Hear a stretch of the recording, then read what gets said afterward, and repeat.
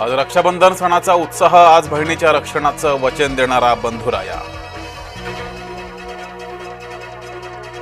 रोहित पवार यांच्यावर अपहरणाचा गुन्हा दाखल होणार, गोपीचंद पडळकर समर्थक शरणू हांडेचं अपहरण, पडळकरांच्या समर्थकाचा गंभीर आरोप।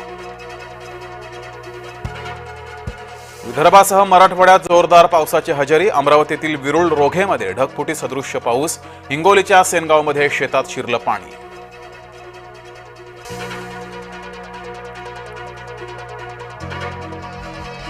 वरळीमध्ये आदित्य ठाकरे आणि एकनाथ शिंदे समोरासमोर, शिंदे आणि ठाकरे समर्थक समोरासमोर आल्यानं तणाव।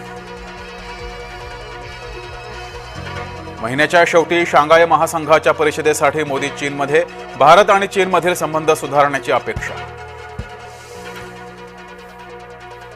महानगरवासीय वाहतूक कोंडीने त्रस्त, हिंजवडी आणि घोडबंदरसाठी स्थानिक नेतृत्व झालं सक्रिय, दोन्ही उपमुख्यमंत्री उतरले रस्त्यावर।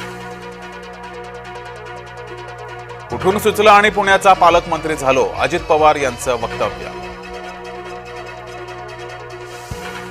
आमच्याकडे ठाकरेंना पहिल्या रांगेत स्थान होतं, मुख्यमंत्री फडणवीसांचं वक्तव्य।